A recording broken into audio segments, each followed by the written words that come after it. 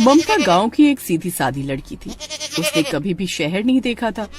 उसकी शादी दिल्ली शहर में हुई। उसकी शादी विजय नाम के लड़के के साथ हुई। उसके सास ससुर और जेठानी सब खाने के बहुत शौकीन थे। ममता शादी करके जैसे ही अपने ससुराल पहुंची, वैसे ही उसके ससुराल वालों ने खाने की डिमांड कर दी। बहू, तेरा गृह प्रवेश तो हो गया है, अब जल्दी से हम सभी के लिए खाना बना दे। सुना है गांव की लड़कियां बहुत स्वादिष्ट खाना बनाती हैं। सासू माँ, मुझे सबका तो नहीं पता, पर मुझे खाना बनाना बहुत अच्छी तरह से आता है। देवरानी जी, मेरे लिए तो कढ़ाई पनीर और पूड़ियाँ बना देना। बहू, मैं तेरे हाथ का छोले भटूरे खाना चाहता हूँ। बहू, मेरे लिए कढ़ी चावल, छोले भटूरे और शाही पनीर बना देना, और उसके बाद मीठे में सबके लिए खीर और गाजर का हलवा बनाना बिल्कुल मत भूलना। ठीक है सासू माँ, मैं सभी की पसंद का खाना बना देती हूँ। पहले कपड़े बदल लूं? अरे नहीं बहू, कपड़े बदलने की क्या जरूरत है। हम सबको बहुत जोर की भूख लगी है, अब हमसे 1 सेकंड भी बर्दाश्त नहीं होगा। ममता ने दुल्हन वाली ड्रेस में ही सभी के लिए खाना बनाया। ममता के ससुर ने खाने के बाद जोरदार डकार ली। भाई, खाना खाकर मजा आ गया। बहू, अब तू थोड़ी देर आराम कर ले। शाम को तुझे फिर हमारे लिए खाना बनाना है, उसकी लिस्ट तुम्हें मिल जाएगी। सबको खाना खिलाने के बाद अब ममता ने कपड़े बदले और थोड़ी देर आराम किया, लेकिन तभी उसकी सास वहाँ पर आ गई। बहू, सबके लिए खाना बना दे, फिर 2 दिन बाद हम लोग 4 धाम की यात्रा पर चलेंगे। अरे माँ, 4 धाम की यात्रा पर आप लोग जाइए, ममता को ले जाने की क्या जरूरत है। बहू को इतना अच्छा खाना बनाना आता है, वहाँ हमें खाना बनाकर कौन खिलाएगा। वैसे भी ट्रेन के अंदर हम लोग किचन ले लेंगे, वहीं खाना बनाना है, कहीं बाहर तो जाना नहीं। ट्रेन का नाम सुनते ही ममता खुशी से पागल हो गई। ट्रेन! मैं आप लोगों के साथ जरूर चलूंगी, मैंने आज तक ट्रेन नहीं देखी। ठीक है ममता, अगर तुम जाना चाहती हो तो जाओ, मैं कल सभी की टिकट करा देता हूँ। सब बातें खत्म होने के बाद ममता ने सभी के लिए फिर से खाना बनाया। सुबह होते ही चाय की जगह सभी लोग खाने की डिमांड करने लगे। ममता ने सुबह उठकर सभी के लिए खाना बनाया। दोपहर के वक्त विक्रम सभी की टिकट लेकर आ गया। माँ, बाबूजी, मैं आप सभी लोगों के लिए टिकट ले आया हूँ। पिताजी, इस ट्रेन का नाम है भारत गौरव। ये ट्रेन सबसे पहले दिल्ली से ऋषिकेश जाएगी, फिर ऋषिकेश से केदारनाथ और बद्रीनाथ भी घूमने का मौका मिलेगा आप लोगों को। इसके बाद ट्रेन दोबारा वापस लौटकर ऋषिकेश से वाराणसी, फिर पुरी, रामेश्वरम, पुणे, नासिक, द्वारका होते हुए आप लोग फिर से दिल्ली वापस आ जाएंगे। क्या बात है, इतनी जगह घूमने का मौका मिलेगा मुझे। हाँ बहू। तो इस तरह से ममता 4 धाम की यात्रा करने के लिए बहुत खुश हो गई। 2 दिन बाद ममता अपने सास ससुर और जेठानी के साथ स्टेशन पर पहुंच गई। विक्रम ने सबको ट्रेन में बिठा दिया और वापस आ गया। विक्रम तो अपने काम में लग गया।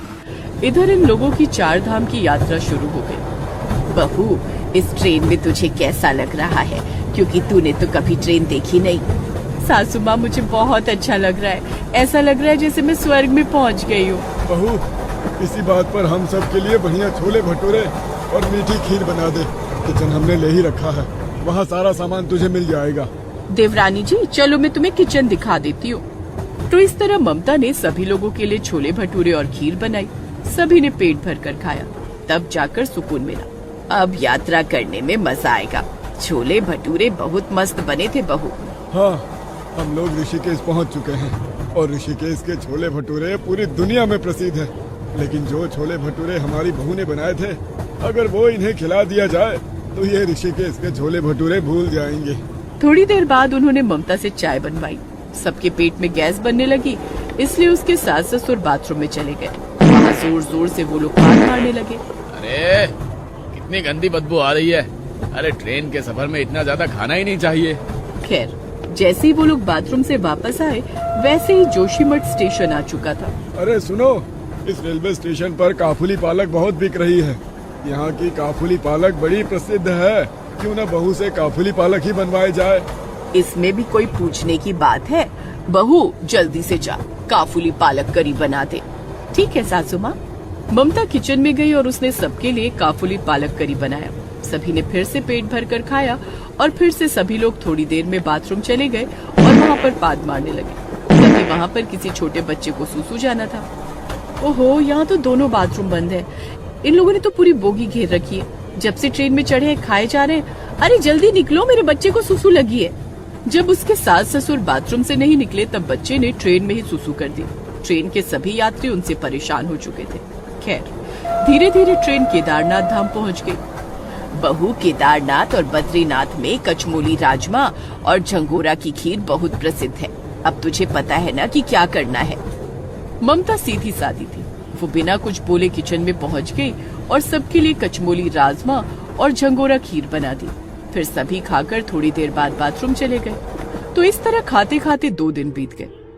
धीरे धीरे रात हो गई और ट्रेन वाराणसी पहुंच गई। वाह, वाराणसी आए और पेट पूजा ना किया तो क्या फायदा।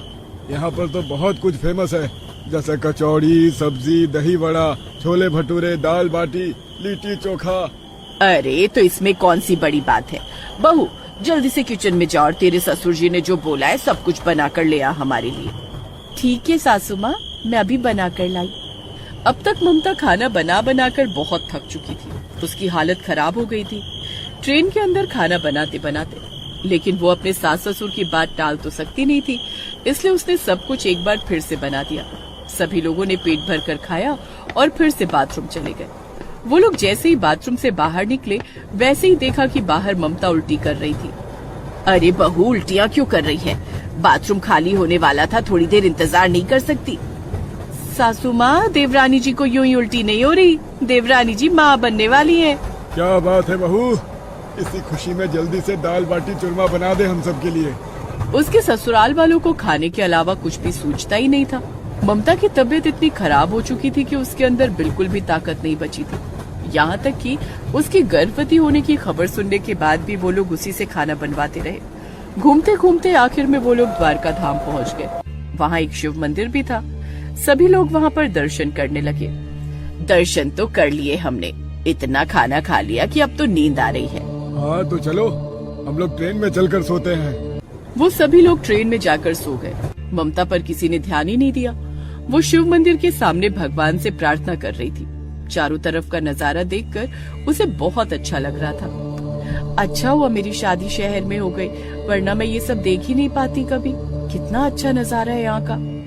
लेकिन ममता को ये नहीं पता था कि उसके सास ससुर और जेठानी ट्रेन में जा चुके हैं। वो सभी लोग ट्रेन में सो गए और ट्रेन चलने लगी। उधर ममता अपने ससुराल वालों को ढूंढती रही, पर वो कहीं नहीं मिले। वो गांव की रहने वाली थी, ना ही उसे रास्ते का पता था और ना ही उसे ट्रेन के बारे में कुछ पता था। रात हो गई लेकिन ममता को कोई नहीं मिला। मेरा परिवार कहाँ चला गया? मैंने हर जगह ढूंढ डाला पर वो कहीं नहीं मिले। अब मैं जाऊँ भी तो कहाँ जाऊँ? मुझे तो रास्ता भी नहीं पता। मुझे तो भूख भी लगी है। ममता को किसी तरह वही मंदिर के अंदर आधी रोटी मिली। तभी वहाँ पर एक गाय आ गई। उसने वो रोटी नहीं खाई, गाय को खिला दी। अब ममता उसी गाय के साथ बैठकर बातें करने लगी। हे गाय माता, हम लोग 4 धाम की यात्रा पर निकले थे, लेकिन मेरा परिवार मुझसे बिछड़ गया।